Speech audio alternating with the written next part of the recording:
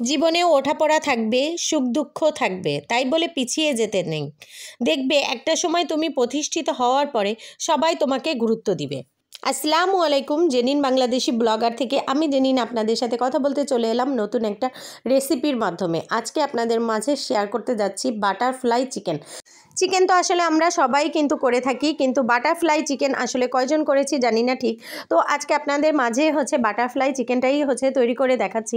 তো আপনারা যদি না করে খান তাহলে অবশ্যই করে দেখবেন, যে আসলেই অনেক মজা লাগে। তো বাটারফ্লাই চিকেন করার জন্য ছোট ছোট করে আমি কিছুটা চিকেন নিয়ে নিয়েছি। এটা মুরগির বুকের অংশ, যেই গোশটা থাকে সেটাই নিয়ে নিছি। আর দেখেন আলুগুলোকে আমি পাতলা স্লাইস করে কেটে নিয়েছি, আর কিছু টুথপিক আমি পানিতে ভিজিয়ে রেখেছি। টুথপিকগুলো পানিতে ভিজিয়ে রাখার একটাই কারণ, যাতে আমি এটা যখন ভাজবো টুথপিকগুলো কিন্তু তখন পুড়ে যাবে না, না হলে কিন্তু টুথপিকগুলো পুড়ে যাবে।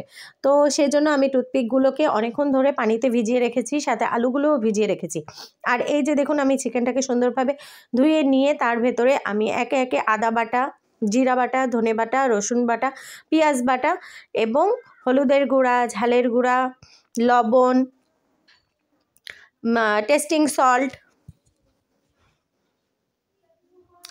তারপর কাবাব মশলা, চাট মশলা, সয়া সস আর টমেটো সস, এই সবগুলো একসাথে দিয়ে আমি এটাকে সুন্দরভাবে মাখিয়ে নিব। আর মাখানোর পরে আপনারা চাইলে এটাকে অনেকক্ষণ ধরে মেরিনেশন করতে পারেন। আবার না চাইলে, যে বাচ্চারা যদি ঝটপট বাচ্চাদের জন্য বানান তাহলে বাচ্চারা কিন্তু ওয়েট করতে চায় না, সেক্ষেত্রে আপনারা কি করবেন, 10 মিনিট জাস্ট রেস্টে রাখলেই হবে। কারণ একটু রেস্টে না রাখলে এর ভেতরে মশলাগুলা চিকেনের ভিতরে সুন্দরভাবে যাবে না। আর যেহেতু ইনস্ট্যান্ট ভাজতেছেন, তো 10 মিনিট আসলে রাখতে হবে। তো 10 মিনিট যদি আপনার হাতে সময় থাকে তো এরকম একটা চিকেন কিন্তু করে নেওয়া যায়। আর এটা খেতে যে এত মজা হয় আর দেখতেও কিন্তু অনেক লোভনীয় হয়। তো আসলে দেখেন, আর আমি এই যে সবগুলো উপকরণ দিয়ে সুন্দরভাবে মাখিয়ে নিচ্ছি। আর এই চিকেনটা কিন্তু আসলেই অনেক মজা এবং বাচ্চারা কিন্তু অনেক উৎসাহের সহিত খায়। আর আপনার বাসায় যদি হঠাৎ করে কোনো মেহমান চলে আসে, তো আপনার ঘরে যদি চিকেন থাকে তাহলে আপনি দ্রুত এই রেসিপিটা করে তাদের সামনে দিতে পারেন। এটা দেখতেও যতটা লোভনীয় হবে, খেতেও মজা হবে এবং আপনি কিন্তু প্রশংসায় পঞ্চমুখ হয়ে যাবেন। কারণ এটা কিন্তু অনেকেই আমরা এভাবে বানাই না, আমরা চিকেন কিন্তু অনেক প্রসেসেই বানাই, কিন্তু এভাবে আসলে আমরা অনেকেই বানাই না। তো এভাবে আসলে বানিয়ে যদি দেন তাহলে আসলে এটা অনেক মজা এবং দেখতেও লোভনীয় এবং খেতেও অনেক বেশি মজার হয়। তো সেটাই আপনাদের সাথে শেয়ার করতেছি। এই যে দেখুন, আমি কিন্তু এখানে আলুর ভিতরে সুন্দর করে মাংস দিয়ে, মানে যেই চিকেনটাকে আমি রেখেছি সেই চিকেনটা ওর ভেতরে দিয়ে তারপর টুথপিক দিয়ে আটকিয়ে নিচ্ছি।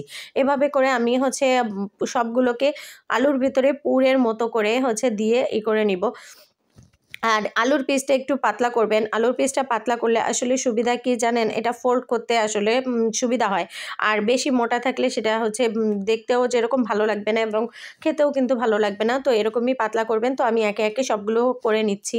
আর এই যে দেখুন, আমি সবগুলো কিন্তু এভাবে টুথপিকের মাধ্যমে গেঁথে নিলাম আলুর সাথে চিকেনগুলো। আর এভাবে আমি একটু তেল গরম করতে দিয়ে দিয়েছি। তেলের পরিমাণটা আপনারা বুঝে দিবেন। তো আমি আসলে এখানে প্রথমে যতটুকু তেল দিয়েছি, পরে দেখি যে আরও একটু প্রয়োজন, তো পরে কিন্তু আমি আরও কিছুটা তেল দিয়েছি। তো আপনারাও একবারেই একটু বেশি তেল দিয়ে দিবেন, যাতে চিকেনটা একটু ডুবে থাকে। চিকেনটা ডুবে থাকলে আসলে এটা ভাজতে সুবিধা হয়। আর এই অবস্থায় কিন্তু চুলার মানে তাপটা একদম লো ফ্লেমে দিয়ে দিবেন। কারণ চিকেনটা না হলে কিন্তু উপর থেকে পুড়ে যাবে, ভিতরে একটুও হবে না, সফট হবে না, ক্রিস্পি হবে, জাস্ট ক্রিস্পি হবে কিন্তু ভিতরে কাঁচা কাঁচা থাকবে। তো সেটা আসলে খেতে যেমন ভালো লাগে না, দেখতেও ভালো লাগে না।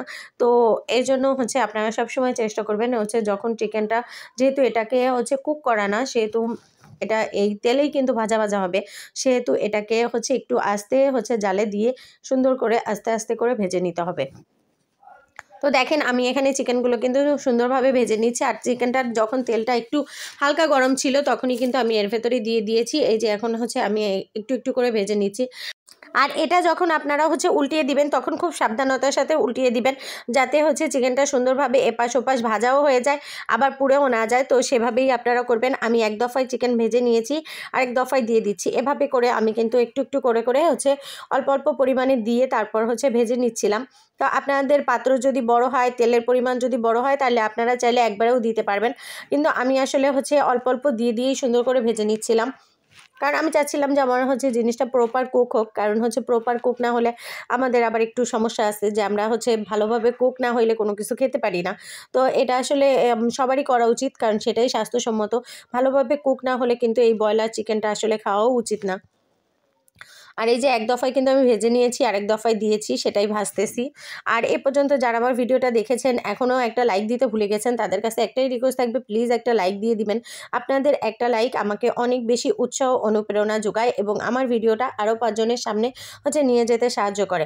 আর যারা যারা আমার চ্যানেলটাকে সাবস্ক্রাইব করেছেন তাদের সবাইকে অনেক অনেক ধন্যবাদ। আর যারা এখনও আমার চ্যানেলটাকে সাবস্ক্রাইব করেনি তাদের কাছে একটাই রিকোয়েস্ট থাকবে, প্লিজ আমার চ্যানেলটাকে সাবস্ক্রাইব করে পাশে থাকবেন। আর আমাকে দোয়া ভালোবাসা দিয়ে আমার পাশে সবসময় থাকবেন। আর আমার ভিডিওটা একটু বেশি বেশি করে শেয়ার করে দিবেন আপনাদের ফ্রেন্ডস ও ফ্যামিলির মাধ্যমে। আর এই যে দেখুন আমি কিন্তু এক এক করে ভেজে ভেজে নিয়ে 2 দফায় ভাজা আমার কমপ্লিট এবং আমি আরেকবার দিয়ে দিলাম। আমি আসলে মোট 3 বারে হচ্ছে এটাকে ভেজে নিয়েছি। তো আপনারা আপনাদের হচ্ছে কোয়ান্টিটি অনুযায়ী ভেজে নেবেন। আর এটা কিন্তু এত মজা হয়েছিল যা বলার মতো না। আমার ছেলেমেয়ে কিন্তু ঘ্রাণে হচ্ছে পাশেই দাঁড়িয়ে ছিল, মানে রান্নাঘরের পাশেই তারা এসে দাঁড়িয়ে আছে যে মাম্মামের কখন হবে আর তারা কখন নিয়ে খাবে। আর এরকম একটা বাচ্চাদের জন্য সন্ধ্যার নাস্তা বা সকালে বাচ্চাদের টিফিনেও কিন্তু আপনারা দিয়ে দিতে পারেন। ঝটপটও যেমন হয় তেমনি কিন্তু এটা অনেক বেশি মজা হয় এবং লোভনীয় হয়, দেখতেও যেমন মাশাল্লাহ, খেতেও কিন্তু তেমনই মাশাল্লাহ হয়। আর এই যে দেখুন আপনাদের সাথে কথা বলতে বলতে আমার চিকেনটা রেডি। আমার বাটারফ্লাই চিকেন দেখেন কেমন হয়েছে, আপনাদের কাছে কেমন লেগেছে আমার এই রেসিপিটা অবশ্যই কমেন্ট সেকশনে জানাবেন। আর আপনাদের কাছে যদি অনেক বেশি পছন্দ হয় আমার এই রেসিপিটা তাহলে অবশ্যই আপনাদের হচ্ছে টাইমলাইনে শেয়ার করে দিবেন এবং আপনাদের ফ্রেন্ডস ও ফ্যামিলির মাধ্যমে কিন্তু শেয়ার করে রাখবেন। আর আপনারা অবশ্যই বাসায় একবার হলেও এই রেসিপিটা ট্রাই করে দিবেন বাচ্চাদেরকে, বা হচ্ছে বাসায় আসা হঠাৎ করে মেহমান হচ্ছে তাদেরকেও তৈরি করে দিতে পারেন। সুন্দর একটা হচ্ছে নাস্তাও হয়ে যাবে এবং অ্যাট্রাকটিভও দেখাবে, লোভনীয় হবে এবং আপনার হচ্ছে অতিথি আপ্যায়নেও কোনো রকম কমতি থাকবে না। তো এরকম একটা রেসিপি যখনই কারোর সামনে দিবেন সে কিন্তু আপনার প্রশংসায় পঞ্চমুখ হয়ে যাবে। তো আপনাদের সবাইকে দোয়া ভালোবাসা দিয়ে আমি আমার ভিডিওটা এই পর্যন্তই শেষ করছি। আপনারা সবাই ভালো থাকবেন, সুস্থ থাকবেন, আমার জন্য দোয়া করবেন। আল্লাহ হাফেজ সবাইকে। আসসালামু আলাইকুম।